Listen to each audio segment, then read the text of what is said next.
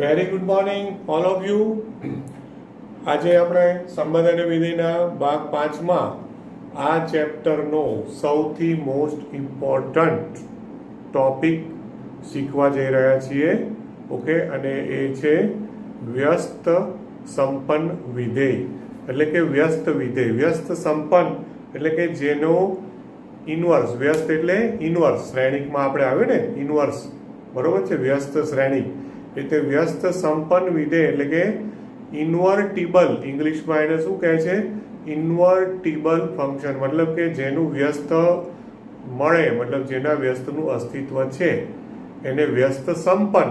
આ લોકો એનસીઈઆરટીની બુકમાં એવો શબ્દ વાપર્યો છે, ઇંગ્લિશમાં ઇન્વર્ટિબલ, એટલે એનું ગુજરાતી ટ્રાન્સલેશન કર્યું છે વ્યસ્ત સંપન્ન. એટલે ટૂંકમાં આપણે વ્યસ્ત શોધવાનો હોય, જો વ્યસ્તનું અસ્તિત્વ હોય તો, અને જો વ્યસ્તનું અસ્તિત્વ હોય તો એને વ્યસ્ત સંપન્ન વિધેય, આવું એ લોકોએ નામ આપ્યું છે દોસ્તો. ઓકે, હવે વ્યસ્ત વિધેય એટલે કે ઇન્વર્સ ઓફ અ ફંક્શન શીખવા માટે કે એની વ્યાખ્યા સમજવા માટે ધોરણ 11 માંથી એક વ્યાખ્યા યાદ કરવાની છે. હા, અને એટલે પહેલા હું એ વ્યાખ્યા યાદ કરાવી દઉં છું.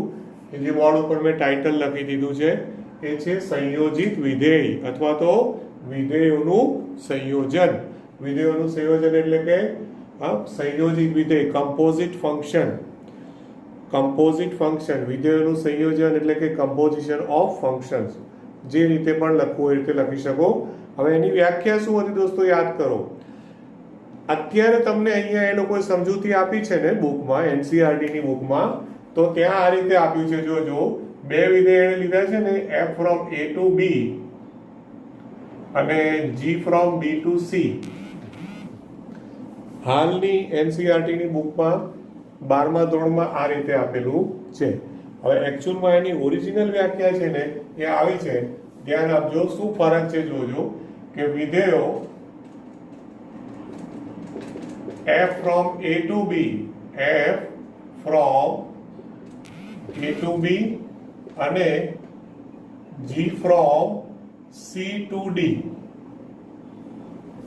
અહીંયા a થી b અને b થી c છે. હા, જ્યારે આમાં મેં લીધું છે a થી b અને c થી d. આ વિધેયો આપેલા હોય. ઓકે, અને હવે જો યાદ કરો ને તો f અને g નું સંયોજન, f અને g નું સંયોજન, તો એને સંકેત યાદ છે તમને? GOF. GOF યાદ કરાવો 11th સ્ટાન્ડર્ડ. GOF એટલે લખવામાં G પહેલા આવે છે, GOF, પણ બોલવામાં F પહેલા આવે. એટલે આ G અને F નું સંયોજનનો સંકેત નથી, આ કોનો સંકેત હતો? એટલે કે છે F અને G નો, F અને G નું સંયોજન, આવું કહેવાય. ઓકે, હા, તો એના અસ્તિત્વ માટેની આ GOF છે, એના અસ્તિત્વ માટેની એક શરત હતી 11મા ધોરણમાં. એ શરતનું અત્યારે આપણે વ્યસ્ત શોધવામાં જરૂર નથી પડવાની. ઓકે, વ્યસ્ત શોધવાનો દાખલો આવશે ને તો આપણને એ શરતની જરૂર નહીં પડે. હું શરત એટલા માટે યાદ કરાવવાનું, તમારે જી એક્ઝામ આપવાની થશે તો જીમાં ભલે 12મા ધોરણનું આ કન્ટેન્ટ વધારે પૂછાતું હોય, પણ 11મું તો એની સાથે કનેક્ટેડ છે જ. એટલે 11મું ના આવડતું હોય તો ઘણીવાર એ પ્રોબ્લેમ થવાનો તમને. તો કઈ શરત હતી GOF ના અસ્તિત્વ માટેની? અને જો RF સબસેટ DG, F નો વિસ્તાર અને DG એટલે કે G નો પ્રદેશ, જો F નો વિસ્તાર એ G ના પ્રદેશનો ઉપગણ હોય તો હવે આ કન્ડિશન છે, આ કન્ડિશનનું જો એટલે કે આ શરતનું જો પાલન થાય તો જ F અને G નું સંયોજિત વિધેય, અને એ સંયોજિત વિધેય ઓકે લખાય સંકેતમાં GOF, F અને G, તો GOF. અને જો યાદ કરો ને તો એ ફ્રોમ આવું હતું, A to D.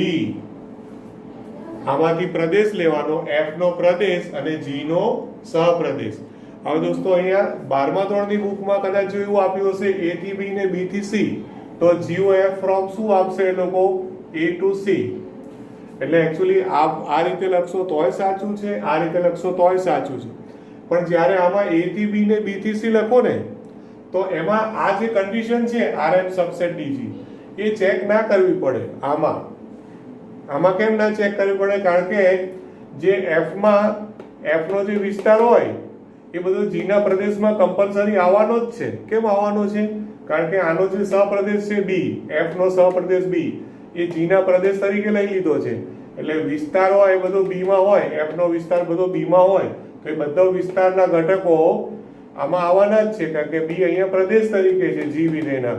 એટલે A થી B ને B થી C લો તો પછી તમારે આ જે શરત છે એ શરત ચેક કરવી પડે નહીં દોસ્તો. યાદ ખબર પડે છે ને? એટલે જો આ રીતે વ્યાખ્યાયિત કરો તો પછી આ કન્ડિશન નીકળી જાય. પણ જો આમ હોય A to B ને C to D તો પછી આ શરત ચેક કરવી પડે, અને શરતનું પાલન થાય તો આમાં પણ એવું જ છે. પહેલા વિધેયનો પ્રદેશ, બીજાનો સહપ્રદેશ A to C, તો આમાં પહેલાનો પ્રદેશ A, બીજાનો સહપ્રદેશ A to D. આ રીતે વ્યાખ્યાયિત થાય. ઓકે, વ્યાખ્યાયિત થાય. અને જ્યાં હવે તમારે શું કહેવાનું? For all x belongs to A, પછી એને આ રીતે લખાય GOF of x is equal to G of fx. GOF of x is equal to G of fx આવી રીતે લખાય. ઓકે દોસ્તો, તો આ હતી સંયોજિત વિધેયની વ્યાખ્યા GOF. અને આ જ રીતે તમે FOG પણ વ્યાખ્યાયિત કરી શકો. ઓકે, એને હું બોર્ડ ઉપર લખતો નથી. એમાં શું કન્ડિશન આવશે કોઈ કહેશે? આમાં કન્ડિશન શું આવશે? અહીંયા RM સબસેટ DG છે ને, તો FOG એટલે કોનું સંયોજન થયું? FOG એટલે G અને F નું. ખબર પડે છે ને હું જે કહું છું એ? ફરી વખત આમાં લખ્યું છે F અને G નું સંયોજન. F અને G નું એટલે GOF, તો G અને F નું એટલે FOG. ઊંધું જે બોલો એના કરતા લખવાનું ઊંધું. પહેલું બોલો એ બીજું લખવાનું, બીજું બોલો એ પહેલું લખવાનું. તો શરત RM સબસેટ DG હતી ને, તો F અને G ની અદલા બદલી કરી દો, એટલે કે RG સબસેટ DF. આ એની કન્ડિશન થાય, શરત, કે આ શરતનું પાલન થવું જોઈએ. ઓકે, તો આ જ રીતે તમે FOG પણ વ્યાખ્યાયિત કરી શકો. ઓકે, હવે આ બધું આપણે 11મા ધોરણમાં વેન આકૃતિથી સમજ્યા હતા. ઇવન અહીંયા 12માની બુક છે એમાં પણ એ લોકોએ વેન આકૃતિથી દોરીને સમજાવ્યું છે. પણ અહીંયા વેન આકૃતિ દોરી છે એમાં 3 જ ગણ લીધા છે, A, B અને C. આમાં તમારે 4 આકૃતિઓ દોરવી પડે, A, B, C, D 4 વર્તુળ દોરવા પડે. અને 11મામાં આપણે રીતે સમજેલા. અત્યારે એટલું બધું વધારે ડિટેલમાં જવું નથી. આ વ્યાખ્યા યાદ થઈ ગઈ, યાદ રિફ્રેશ થઈ ગઈ. તો હવે એની મદદથી હવે આપણે આનો જે મોસ્ટ ઇમ્પોર્ટન્ટ ટોપિક, બરોબર, જેને આ ખબર પડશે એને જ પછી આગળ ઘણું બધું સમજાશે. ઘણી બધી વિગતોમાં આ ચેપ્ટરમાં નહીં, ભવિષ્યમાં પણ તમને પ્રોબ્લેમ નહીં થાય. તો હવે આવે છે વ્યસ્ત સંપન્ન વિધેય. એટલે આપણે લખીએ વ્યસ્ત વિધેય. વ્યસ્ત વિધેય. વ્યસ્ત માટે ઇંગ્લિશ શબ્દ આપણો એનો એ જ છે, ઇન્વર્સ ફંક્શન. બરોબર, ફંક્શન. ઇન્વર્સ એટલે જેમ ઇન્વર્સ પેલું મેટ્રિક્સ હતો, મેટ્રિક્સની બદલે અહીંયા ફંક્શન આવ્યું. આ વ્યસ્ત વિધેય. હવે એની વ્યાખ્યા એવી છે, ખાસ જોજો કે કોઈ પણ વિધેય F from A to B, F from A to B આવું કોઈ વિધેય હોય અને આ વિધેય માટે જો કોઈ અન્ય વિધેય, હવે જોજો કઈ રીતનો વિધેય લેવામાં આવે છે, G from B to A એવો મળે કે જેથી હવે તમે જુઓ, આ એની એક ખાસિયત છે દાખલો ગણતી વખતે કે જે વિધેય હોય ને f from a to b અને એનું મારે ઇન્વર્સ શોધવું હોય ને તો એના પ્રદેશ સહપ્રદેશની અદલા બદલી કરી દેવાની. a ટુ b હોય તો એનો ઇન્વર્સ હોય ને એને નામ તો બદલવું પડે. f નો ઇન્વર્સ અહીંયા g લીધો છે તો g from b to a હંમેશા. એટલે દાખલા તરીકે આપણે કહીએ કે ભાઈ n ટુ z હોય તો n ટુ z નું ઇન્વર્સ કરો તો z ટુ n કરી દેવાનું. હા, q થી r હોય તો r થી q કરી દેવાનું. એટલે પ્રદેશ અને સહપ્રદેશની અદલા બદલી કરી દેવાની. આ વિધેય g એવો મળે દોસ્તો કે જેથી હવે જોજો, હવે આ સંયોજનનો ઉપયોગ કેવી રીતે આવ્યો કે જેથી GOF is equal two IA તથા FOG is equal two IB થાય. આ યાદ છે તો ઓકે. IA એટલે શું કોણ કહેશે? IA એટલે આમાં શ્રેણિક નથી. અહીંયા IA એટલે શું છે? તદેવ વિધેય. તદેવ વિધેય યાદ છે ને? ઓકે. IA એ તદેવ વિધેય હતું ફ્રોમ a ટુ a, એને તદેવ વિધેય કહેવાય. IAX is equal to x. જો તમે IB લો, IB તો IB ને કેવી રીતે લખાય? b to b. IBX is equal to x. આને શું નામ આપેલું આપણે? તદેવ વિધેય. શું કહેવાય? તદેવ વિધેય. ઓકે. તો આ જે છે તદેવ વિધેય એટલે એને ઇંગ્લિશમાં આઈડેન્ટિટી ફંક્શન. તદેવ વિધેય એટલે એવું કે ભાઈ કોઈ પણ વિધેય હોય એનું ઘટક હોય, ઘટકનું પ્રતિબિંબ લો તો એ પ્રતિબિંબમાં ઘટક પોતે જ આવે. x તો x નું પ્રતિબિંબ x જ આવે અને જે પ્રદેશ આપ્યો હોય એ પ્રમાણે એને સંકેત આપવાનો. a હોય તો IA, b હોય તો IB. ઓકે. હવે જો GOF is equal two IA એટલે શું થયું? આ f અને g નું સંયોજન પણ તદેવ વિધેય આવે અને FOG એટલે g અને f નું સંયોજન કરો તો પણ તદેવ વિધેય આવે.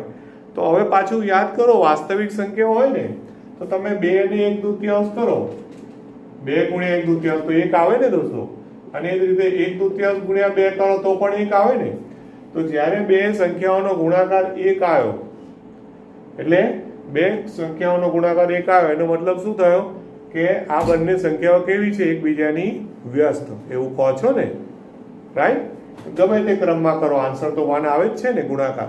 તો સેમ એ જ રીતે ગમે તે ક્રમમાં સંયોજન કરો, GOF કરો કે FOG કરો તો એનો આન્સર શું આવે? આઈડેન્ટિટી ફંક્શન એટલે કે સંયોજિત વિધેય આવે. તો જો આવું થાય તો અહીંયા જે મેં ખાલી જગ્યા રાખી છે એમાં શું લખશો? તો વિધેય g ને વિધેય f નું શું કહીશું? g ને વિધેય f નું વ્યસ્ત વિધેય કહેવાય. શું કહેવાય? વ્યસ્ત વિધેય. અચ્છા, હવે બીજું વ્યસ્ત વિધેયને હજી બીજું એક પણ નામ આપી શકો છો અને એ છે પ્રતિવિધેય. ઓકે. f નું વ્યસ્ત વિધેય અને એને બીજું નામ પણ યાદ રાખજો, પ્રતિવિધેય. શું કહેશું આપણે એને? પ્રતિવિધેય કહે છે. ઓકે. અને સંકેતમાં g is equal to f inverse લખાય. શું લખાય છે? g is equal to f inverse. એટલે આ વ્યસ્ત વિધેય લખ્યું છે ને, વ્યસ્ત વિધેય માટે બીજો શબ્દ કયો વાપરશો? પ્રતિવિધેય. ઓકે. ખ્યાલ આવ્યો ને? રાઈટ. એટલે g is equal to f inverse. એટલે કે હવે આ ઉપર જે સંકેત લખ્યો છે ને, ઓકે, ઉપરનો જે સંકેત, તો એ સંકેતને GOF છે તો g ની બદલે f ઇન્વર્સ લખી નાખો તો શું થઈ જાય? f inverse OF is equal two IA તથા આ FOG છે તો એને શું લખી દો? FOF inverse is equal two IB. આ રીતે પણ લખી શકાય. ખબર પડી ને? ઉપર વાળું જે છે એને મેં ફરીવાર લખ્યું. g ની જગ્યાએ મેં કયો સંકેત વાપર્યો? f inverse. એટલે કે એકબીજાનો ઇન્વર્સ એટલે વ્યસ્ત. તો વ્યસ્ત બોલો વ્યસ્ત વિધેય બોલો કે પ્રતિવિધેય બોલો, બંને યાદ રાખજો, પ્રતિવિધેય અથવા વ્યસ્ત વિધેય. ઓકે, હા. તો આ થયું વ્યસ્ત વિધેયની વ્યાખ્યા, એની સમજૂતી, જે પણ કહો એ. ઓકે, હવે એના મોસ્ટ ઇમ્પોર્ટન્ટ બે પરિણામો છે દોસ્તો. એ બે પરિણામો યાદ રાખજો, પછી આના હું દાખલાઓમાં આપણે જઈશું. ઓકે, પરિણામો એટલે પ્રમેયો જ છે આમ જોવા જાવ તો. ઓકે, એના અગત્યના પરિણામો છે. એ પરિણામમાં એને આઈએમપી કહું છું.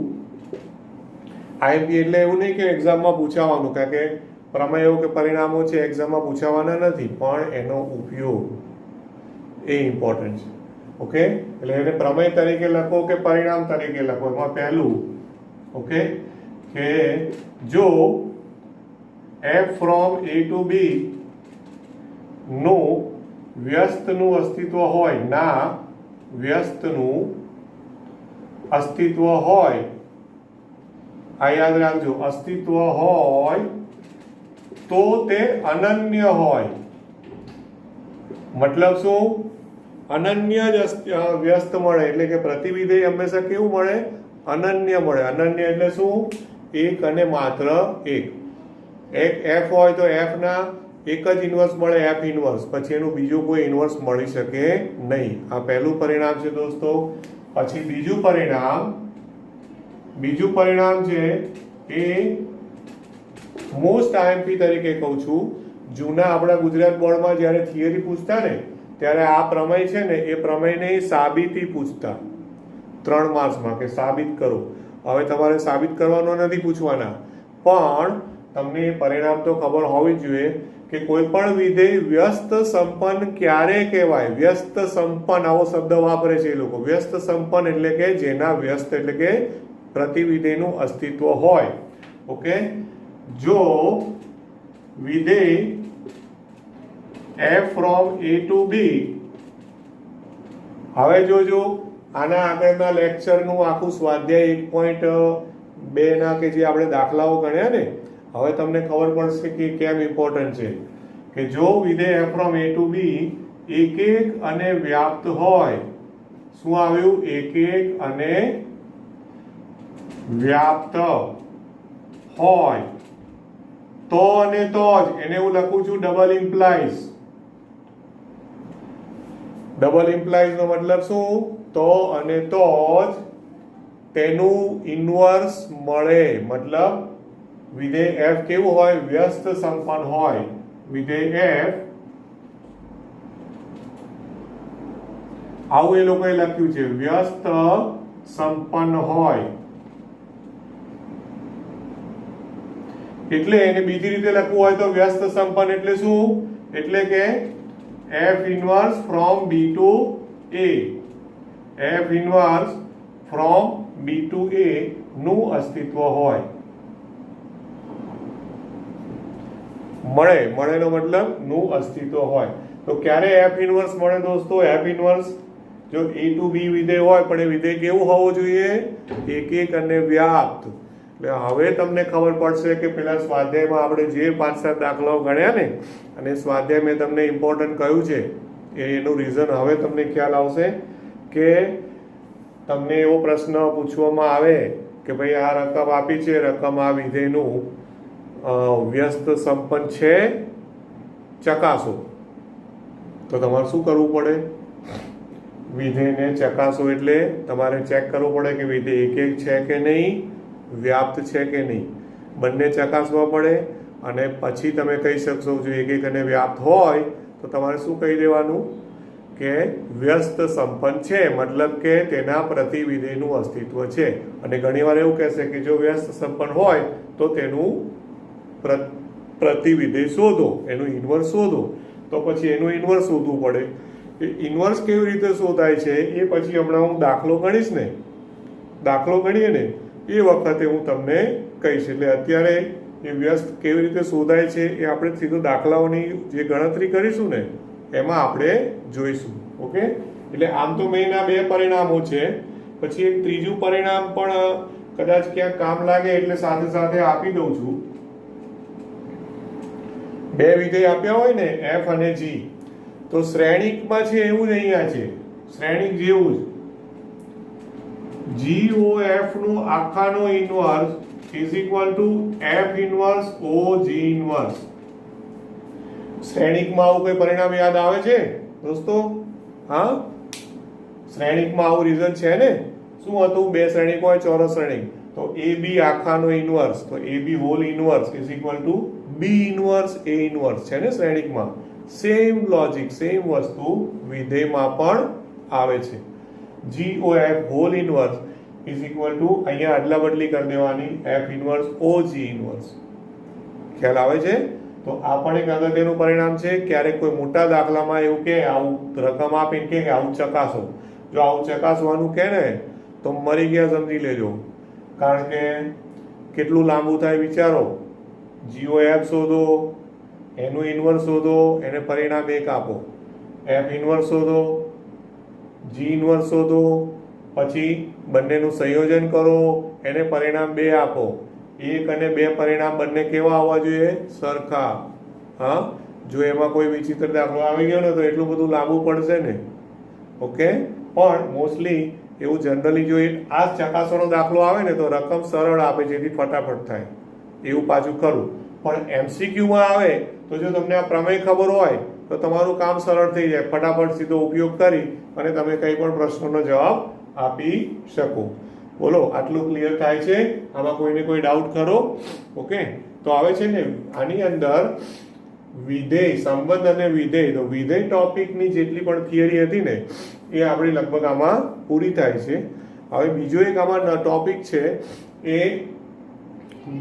દ્વિક ક્રિયાઓ. આવો એક ટોપિક છે, બાઇનરી ઓપરેશન્સ કહેવાય. દ્વિક, બાઇનરી ઓપરેશન. પણ આપણે હમણાં દ્વિક ક્રિયાઓ નહીં, હમણાં વિધેય જેટલું જોયું ને એ બધાના ઉપર આધારિત દાખલાઓ, એટલે કે એની થિયરી જોઈ લીધી, દાખલાઓ જોઈશું, પછી દ્વિક ક્રિયાઓ ઉપર આપણે જઈશું. ઓકે,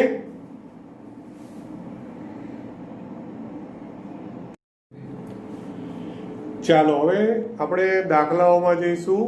ટેક્સ્ટબુક બધા પાસે અત્યારે ખુલ્લી હશે. પેજ નંબર 16, સ્વાધ્યાય 1.3. ઓકે, હવે આજે છે ને સ્વાધ્યાય 1.3 માંથી આપણે પેલા ઇન્વર્સ વાળા દાખલાઓમાં હમણાં બહુ નેક્સ્ટ આખું લેક્ચર એમાં લઈશું.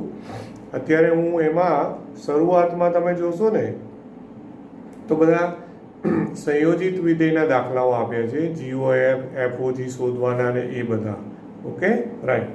હવે મેં જે હમણાં અહીંયા 3 પરિણામો લખ્યા ને એ સાથે ચોથું પરિણામ છે એ પણ મેં જોયું બુકમાં. એટલે પરિણામની અંદર 3 નંબર પછી 4 નંબર તરીકે લખી દઉં છું પરિણામમાં, પછી સ્વાધ્યાય ચાલુ કરું છું. એ પરિણામોની અંદર ચોથું એ આપણે પેલા જૂથના નિયમ જેવું છે. જૂથનો નિયમ શું હતો? યોગ ગણમાં હોય તો A યોગ B યોગ C is equal two A યોગ B યોગ C, અને એવું છેદમાં હતું. સેમ અહીંયા સંયોજનમાં પણ છે કે 3 વિધેયો હોય ને G, F, G અને H, તો 3 વિધેયો માટે આ રીતના છે એમાં. ઓકે, તમે જો ટેક્સ્ટબુક હોય તો ટેક્સ્ટબુકમાં તમારે જો જોવું હોય તો પેજ નંબર છે 15 ઉપર એને પ્રમેય તરીકે આપ્યું છે. બરોબર છે? હા, એટલે એ આપ્યું છે એટલા માટે તમને કહી દો. બાકી હું કે ના આપું તો પણ તમને ચકાસણી કરવાનું કહેશે તો તમે ચકાસી તો શકશો. ઓકે, હવે પરિણામ છે અત્યારે ખાલી શોર્ટમાં જ લખું છું કે 3 વિધેયો માટે HOGOF is equal two HOGOF. આમાં 3 વિધેયો છે, F, G અને H. 3 વિધેયો કેવા આપ્યા ધ્યાનથી જોજો. X થી Y, પછી Y થી Z અને Z થી બીજું કંઈ પણ S તરીકે લીધું છે. કંઈ પણ વિધેયો તમે લઈ પ્રદેશ સપ્રદેશ લો, પણ પહેલાનો સહપ્રદેશ હોય બીજાનો પ્રદેશ થઈ જાય, ભાઈ બીજાનો સહપ્રદેશ હોય ત્રીજાનો પ્રદેશ થઈ જાય. એવી રીતે 3 વિધેયો એને લીધા છે, એ તમે જોજો. ઓકે, સાબિતીમાં પડવાનું નથી, આ પરિણામ તરીકે તમારે યાદ રાખવાનું છે. ત્યાર પછી હું લઉં છું સ્વાધ્યાય 1.3. સ્વાધ્યાય 1.3 માં પહેલો દાખલો છે. હવે જો રકમ જુઓ, એમાં વિધેય F ફ્રોમ 134 to 125 આવું વિધેય આપ્યું છે એટલે એને શું કર્યું છે વિધેય f ફ્રોમ એનો પ્રદેશ છે 134 અને સહપ્રદેશ છે 125 ઓકે આ રીતના તમને વિધેય આપ્યું છે 134 to 125 બરોબર અને g વિધેય આપ્યું છે જો રકમમાં છે ને એ લોકોએ પ્રદેશ ને સહપ્રદેશ આવી રીતે છગડીયા કૌંસમાં આપી દીધા છે g વિધેય આપ્યું છે એ છે 125 થી આ બધું 11 માના રિવિઝન જેવું છે જો 11મું યાદ આવશે તો તરત સમજાશે અને એના સહપ્રદેશમાં આપ્યું છે 13 આ આપેલું છે f અને g બરોબર છે અને એ જે f અને g આપ્યા છે ત્યાં આ તો એના પ્રદેશ સહપ્રદેશ આપ્યા છે જ્યાં f બરાબર શું છે જ્યાં વિધેય f હવે જો f છે એ ક્રમયુક્ત જોડના સ્વરૂપમાં આપે છે 1 2 3 5 4 1 1 2 3 5 4 1 ઓકે આ રીતે આપ્યું છે બરાબર અને g તરીકે અને વિધેય g તો g વિધેય આપ્યું છે 1 3 2 3 5 1 1 3 2 3 અને 5 1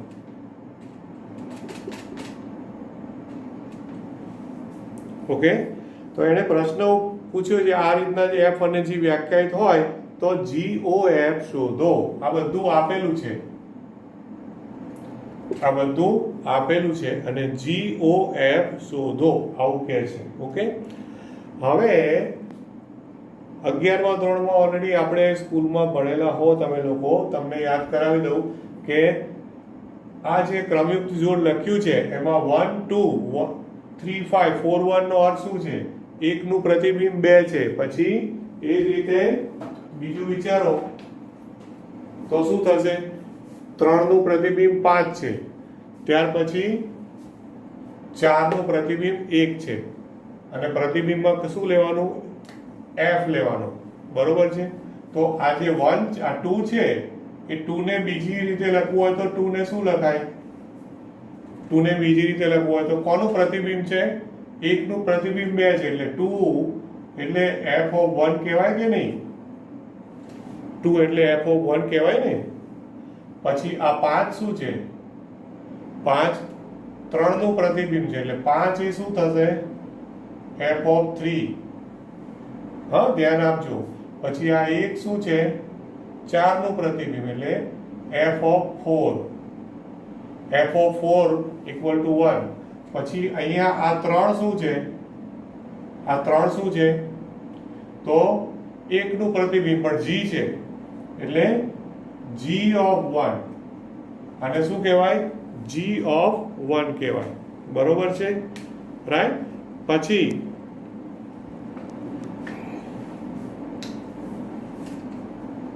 આ છે g of 1 પછી આ જે 3 છે એ 2 નું પ્રતિબિંબ પણ વિધેય છે g એટલે g of 2 પછી આ 1 ને શું કહેવાય g of 5 ઓકે દોસ્તો આ યાદ રાખજો f of 1 બરાબર 2 f of 3 બરાબર 5 f of 4 બરાબર 1 g of 1 એટલે 3 g of 2 એટલે 3 અને g of 5 એટલે 1 ઓકે તો આ રીતે મેં એને સંકેતમાં તમને બતાવ્યા એનું એક રીઝન છે દોસ્તો કે જ્યારે હવે મારે GOF શોધવું હોય GOF તો એણે એવું નથી કીધું કે અસ્તિત્વ છે કે નહીં એવું ચકાસો પણ જો અસ્તિત્વ છે એવું ચકાસવું હોય તો ખાલી અસ્તિત્વ માટેની ચકાસણી બતાવી દઉં યાદ કરાવી દઉં જૂનું GOF ના અસ્તિત્વ માટે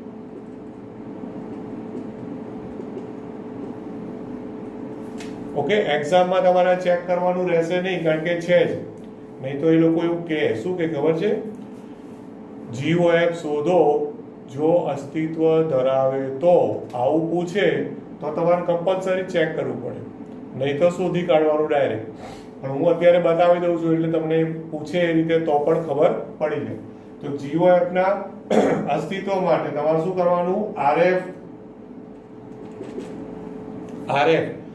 F નો વિસ્તાર શું થાય? આ ક્રમયુગ જોડ હોય ને એના બીજા ઘટકો લઈ લેવાના. કયા કયા છે? 2, 5 અને 1. 2, 5 અને 1 કહેવાય ને. એના બીજા y એટલે બીજા ઘટકો લો એનો F નો પ્રદેશ અને DG આ F નો વિસ્તાર અને DG એટલે G નો પ્રદેશ. તો G નો પ્રદેશ શું છે?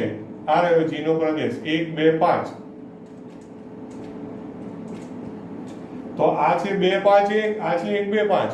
તો એક્ચ્યુઅલમાં બંને સરખા જ કહેવાય ને. ક્રમનું મહત્વ છે નહીં. એટલે સરખા આયા તો ઉપગણ કહી શકો ને.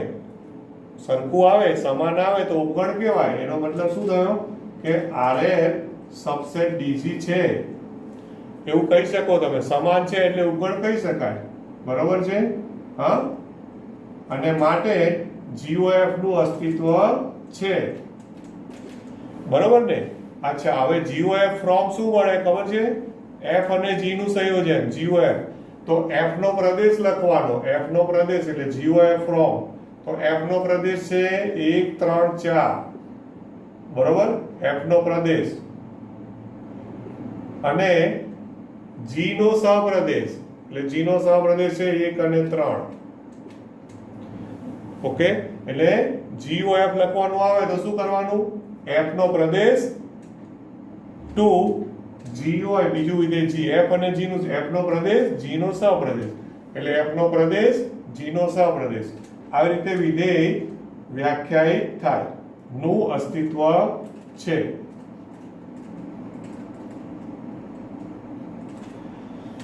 ઓકે દોસ્તો, હવે એકવાર ખબર પડી અસ્તિત્વ છે, ચેક કરવાનું આવે તો હવે શોધી કાઢો. તો આમાં 3 ઘટકો છે 1, 3 અને 4. તો પહેલા કયો ઘટક લેશો? 1. એટલે હવે GOF of 1 આમાંથી એક પછી ઘટક લેવાનો. 1, 3, 4 માંથી પહેલો 1 લીધો અને GOF શોધવાનું છે. એટલે GOF of 1 is equal to G of F1.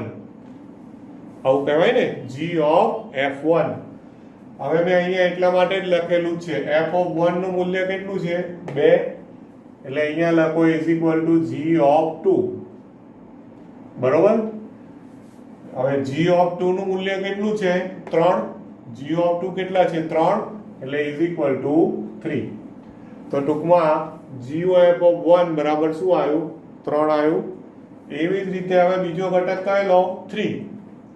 તો GOF of 3 એટલે કે G of F3. હવે F3 નું મૂલ્ય કેટલું છે? 5. ઓકે, એટલે કે G of 5. હવે G of 5 કેટલા છે? 1. એટલે કે 1. ખબર પડે છે ને? એટલા માટે જ મેં અહીંયા બ્લુ પેન થી અલગ કરીને બતાવ્યું છે. એટલે GOF of 3 બરાબર કેટલું આવ્યું? 1 આવ્યું. ઓકે, ત્યાર પછી હવે છેલ્લો હજી એક ઘટક કયો રહ્યો? 4. આ 4 નું પણ શોધવાનું રહ્યું. એટલે GOF of 4 તો is equal to G of F4 is equal to, હવે F of 4 નું મૂલ્ય 1 છે એટલે કે G of 1 અને G of 1 નું મૂલ્ય 3 છે એટલે કે is equal to 3. ક્લિયર થાય છે આટલું દોસ્તો? તો આ રીતે 3 ઘટકના પ્રતિબિંબ શોધ્યા, 1 નું, 3 નું અને 4 નું.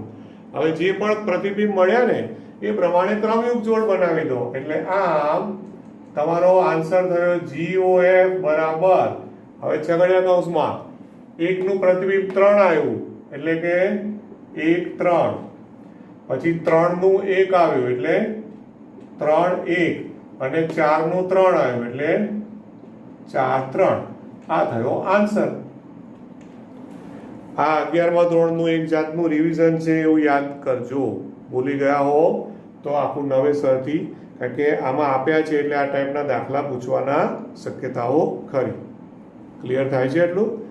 તો આ થયો એક સંયોજિત વિધિનો દાખલો. સેમ એ જ રીતે ઓકે, સેમ એ જ રીતે ત્રીજો દાખલો જો, દાખલા નંબર 3. બીજો દાખલો છે ને, એ બીજો દાખલાને સાબિત કરવાનું આપ્યું છે, એ એકચ્યુઅલી હમણાં કરશો નહીં. હા, હમણાં બહુ એનું ટેન્શન ના કરતા, જરૂર હશે તો પછી ક્યારેક કરાવીશ. અત્યારે બહુ એક્ઝામની દ્રષ્ટિએ એને ગણતરીમાં ના લેતા. હા, એને એક એઝ અ રિઝલ્ટ, એક પરિણામ તરીકે યાદ રાખવું હોય તો રાખી લેજો કે આ પણ એક પરિણામ જેવું છે. f plus g of h બરાબર foh પ્લસ uh બરાબર, અને f minus g of h તો foh માઇનસ GOH. આવું રિઝલ્ટ સાબિત કરવાનું કહ્યું છે, આપણે સાબિત નહીં કરવું, યાદ રાખજો. જરૂર હશે તો પછી જોઈશું. ત્રીજો દાખલો છે. ત્રીજા દાખલામાં એવું કીધું છે GOF અને FOG શોધો. હવે એમાંથી હું એક દાખલો લઉં છું, ત્રીજાનું પહેલું. એમાં આપ્યું છે fx equal to mode x અને gx equal to 5x minus 2. એ પણ મોડ્યુલસ જ છે, બરોબર. અને GOF અને FOG શોધો એવું કહ્યું છે. હવે આમાં એને કશું પ્રદેશ સપ્રદેશ આપ્યા નથી. હવે પ્રદેશ સપ્રદેશ ના આપ્યા હોય ને, એટલે આપણે આમાં R ઉપર વિચારવું પડે. R ઉપર એટલે બધી જ શક્યતાઓ તમારે વિચારવી પડે. એટલે આમાં અહીંયા જેમ લખ્યું ને કે GOF from this two this, એવું આમાં લખી ના શકું, કારણ કે આપ્યું નથી. લખવું હોય તો R to R જ, કારણ કે જ્યારે કશું ના હોય તો R to R બધું તમારે ગણતરીમાં લેવું પડે. પણ આપણે અત્યારે એ રીતે લખતા નથી. હવે સપોઝ હું પહેલા GOF શોધું. હા, આ આપેલા છે તો GOF ઓફ x એટલે કે G ઓફ fx. તો પહેલા fx લખો એટલે G ઓફ શું થાય, fx બરાબર શું છે, mode x. G of mode x થાય. Okay, right. હવે gx જે હોય ને, gx બરાબર છે મોડ ઓફ 5x માઇનસ 2 છે. એમાં અહીંયા g ઓફ x હતું, એની બદલે g ઓફ મોડ x આવ્યું દોસ્તો. એટલે એ x ની જગ્યાએ મારે શું લખવાનું, મોડ x લખવાનું. એટલે ઇઝ ઇક્વલ ટુ શું થશે, આ માનાંક 5x છે ને, તો x ના સ્થાને માનાંક x આવી ગયો, એટલે રકમમાં x ના સ્થાને માનાંક x લખવાનું માઇનસ 2. આ થયું GOF ઓફ x. હવે આનીથી આગળ બીજું કંઈ થઈ શકે એવું તમને લાગે છે? હા, તો આમને આમ રાખો તોય વાંધો નહીં, અને આમાંથી કદાચ આમ -2 બાર લઈને જવાબ આપ્યો હશે કે આઈ ડોન્ટ નો, પણ આમને આમ રાખો કશો વાંધો નહીં. બરોબર, આ થયો એનો આન્સર. આનાથી વધારે કંઈ સાદરૂપ આપવાની જરૂર નથી. Okay, right. હવે એમાં જ FOG શોધવાનું પણ કહ્યું છે, GOF ની જેમ. તથા FOG, તો FOG ઓફ x એટલે કે f ઓફ gx, એટલે પહેલા gx મૂકવાનું, એટલે કે f ઓફ આ gx મૂકવાનું. gx એટલે આ માનાંક છે, એટલે માનાંક 5x minus 2. Okay, is equal two, હવે જો fx બરાબર માનાંક x છે, તો અહીંયા f ઓફ માનાંક 5x માઇનસ 2 આવ્યું, એટલે x ના સ્થાને માનાંક 5x માઇનસ 2 આવ્યું. એટલે જ્યાં x હોય ને ત્યાં માનાંક 5x માઇનસ 2 લખવાનું. એટલે 12 નો માનાંક તો ઓલરેડી છે જ, આ 12 નો માનાંક છે, અને અંદર x છે, એ x ની જગ્યાએ પાછું આ માનાંક લખવાનું. માનાંકમાં માનાંક 5x માઇનસ 2 આવું થાય. એટલે 2 વાર માનાંક આવ્યો, માનાંકની અંદર માનાંક 5x માઇનસ 2. જો આ ખ્યાલ ના આવે તો મને એ વખતે લાઈવ ચેટ વખતે કહેજો કે નહીં સમજાયું. ઓકે, પણ શાંતિથી જોજો કે પહેલા gx મૂક્યું એટલે f ઓફ, તમારે શું કરાય ખબર છે, સગવડતા ખાતર એવું કરો કે સગવડતા ખાતર તમે છે ને આ જે માનાંક 5x માઇનસ 2 છે ને, ઓકે, એને ખાલી સગવડતા ખાતર તમે એવું વિચારો કે આ m છે, એ શું છે, m છે એવું વિચારો. હવે એને એમ તમે ધારી લો તો આ શું થયું? એફ ઓફ એમ થયું કે નહીં? તો એફ ઓફ એમ લખો તો એફ એક્સ બરાબર માનાંક એક્સ છે. તો એફ ઓફ એક્સ બરાબર માનાંક એક્સ છે તો એફ ઓફ એમ બરાબર શું થાય? માનાંક એમ. શું થાય? માનાંક એમ થાય ને. પણ એમ મેં કોના માટે ધારેલા છે? એમ આ આખાના માટે એમ ધારેલા છે. મોડ એટલે કે માનાંક 5x - 2 માટે મેં એમ ધારેલું એટલે પાછી એમ ની કિંમત હું મૂકી દઉં એટલે 12 નો માનાંક તો હતો જ અને એમ ની કિંમત મૂકી એટલે ડબલ માનાંક થયા. હવે ક્લિયર થાય છે કે નહીં? ઓકે, તો ડબલ માનાંક થયા ને દોસ્તો. તો હવે માનાંકમાં ડબલ માનાંક કરો તો કઈ ફરક પડે? સિંગલ માનાંક કરો કે ડબલ માનાંક કરો કઈ એમાં માનાંક કઈ કશું ફરક નથી પડતો. તો પછી હું 2 વાર માનાંક ના લખું અને 2 વાર માનાંકની બદલે આપણે શું કરી દઈએ? એક જ વાર માનાંક લખી દો. આ થઈ ગયો આન્સર. ઓકે, તો આવી રીતના દોસ્તો તમે GOF FOG શોધવાનો પ્રયત્ન કરજો. હવે ચોથો દાખલો છે. જો ચોથો દાખલો છે એમાં 2 પ્રશ્નો પૂછ્યા છે. એમાં એક તો FO f of x બરાબર x સાબિત કરવાનું છે અને પછી એમાં પૂછ્યું છે f નું પ્રતિવિધેય શું છે. એટલે ત્યાંથી ટૂંકમાં હવે પ્રતિવિધેય શરૂ થયા. પણ અત્યારે છે ને એ હું ખાલી FO f કેવી રીતે શોધાય એની હિન્ટ આપું છું. પ્રતિવિધેયમાં અત્યારે હું જતો નથી. એટલે ચોથો દાખલો આપણે ફરી ગણીશું. અત્યારે હું ચોથામાં ખાલી હિન્ટ આપી રાખું છું કે તમારે FO f of x શોધવાનું હોય એટલે f of fx કરવાનું હોય તો શું કરવાનું? fx ને જ અહીંયા અંદર મૂકવાનું થાય. એટલે શું થાય? f of અંદર fx મૂકી દેવાનું. જે રકમ આપી છે 4x + 3 upon 6x - 4. બરોબર. હવે ફરી પાછું f નો જ ઉપયોગ કરવાનો. ઓકે, અને x ના સ્થાને હવે પાછું હમણાં જે કર્યું એ જ ફરી પાછું એમ માનો, એવું માનો કે આ આખું એમ માનો કે આપણું શું છે? આ m છે. એને આપણે શું ગણો? m ગણો. બરોબર. તો આને m ધારી લો તો આ શું થયું? f of m થયું કે નહીં? અને રકમમાં તમે એને મૂકી દો તો શું થાય? 4m + 3 upon 6m - 4. હવે m મેં જેના માટે ધારે છે ને એ m પાછા અહીંયા મૂકો. m જે છે m એટલે આખું m ધારેલું છે. ઓકે, સમજી લેજો કે આ અંડરલાઈન કરી છે એટલે ખાલી છેદ નહીં પણ આ આખું આપણે m ધારી લીધું છે. રાઈટ?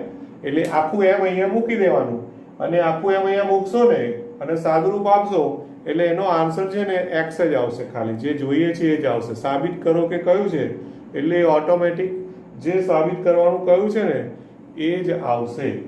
રાઈટ? એટલે એ લગભગ તમને વાંધો નહીં આવે. છતાં તમને એવું લાગે તો નેક્સ્ટ લેક્ચરમાં આપણે આ ગણી અને પછી એમાં એનું પ્રતિવિધેય શું થશે અને ત્યાર પછીના તો લગભગ બધા દાખલાઓમાં એ લોકોએ પ્રતિવિધેય એટલે કે ઇન્વર્સની જ વાત કરી છે. તો નેક્સ્ટ લેક્ચરમાં પછી આપણે આખું ઇન્વર્સના દાખલા ઉપર જઈશું. એટલે નેક્સ્ટ લેક્ચર બધાએ ધ્યાનથી જોવાનું રહેશે, કમ્પલસરી.